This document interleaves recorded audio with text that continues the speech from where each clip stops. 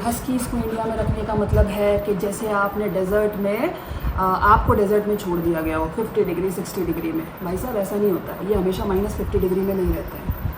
आज हम लोगों का वीडियो बनाने का जो पर्पस है वो सबसे पहला तो ये है कि हस्कीज़ को लेके जो मिथ्स फैले हुए हैं ना, इनको हम थोड़ा सा 1 बाय 1 करके ख़त्म करें।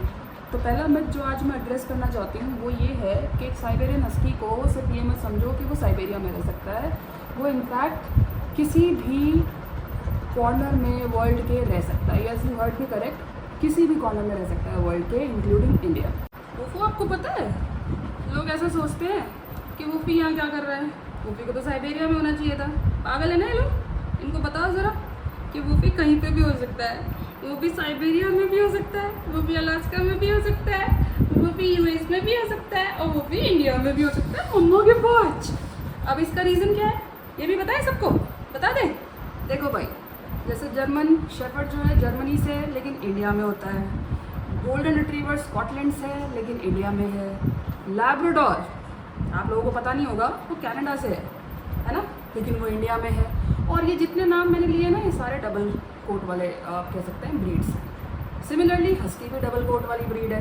तो जब उनके बारे में किसी को कोई दिक्कत नहीं आती, कोई प्रॉब्लम नहीं है, तो ये हस्की पेरेंट्स के पीछे क्यों पड़े रहते हो आप लोग? इतनी क्या हेटरेड है हस्कीज़ को लेके? कुछ पता भी है आप लोगों को हस्कीज़ के बारे में? हाँ, कुछ आइडिया है आप लोगों को डबल कोट के बारे में? ये डबल कोट ही एक वेपन की तरह काम करता है इनको प्रोटेक्ट करके रखने में। फॉर एग्जाम्पल, इनका जो इनर कोट होता है वो इनको इंसुलेट करके रखता है। जब ये स्नो में होते हैं, ठंड में होते हैं, तो वो इनको कोजी रखने के काम आता है। क्यों भाई वूफी?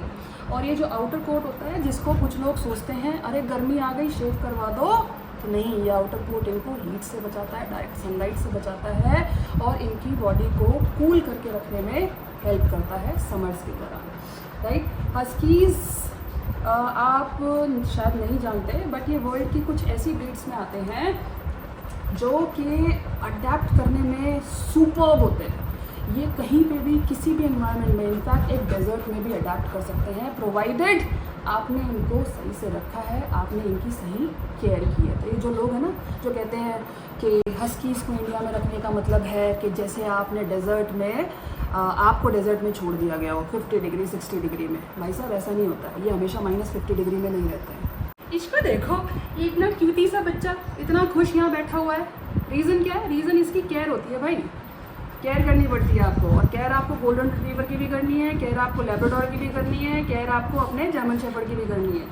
ऐसा नहीं है बस उठा लाए हो गया गाँव, अरे ठीक है जर्मन शेफर्ड तो सालों से इंडिया में रहता आ रहा है, रह लेगा।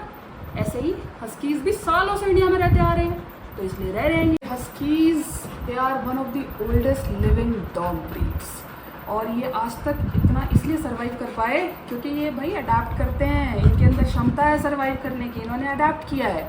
3000 साल से ये सर्वाइव कर रहे हैं। तो अपने फैक्ट्स को थोड़ा चेक करिए, ये कहीं पे भी रह सकते हैं।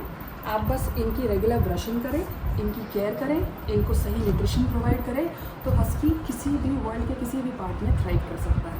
All thanks to their double coat.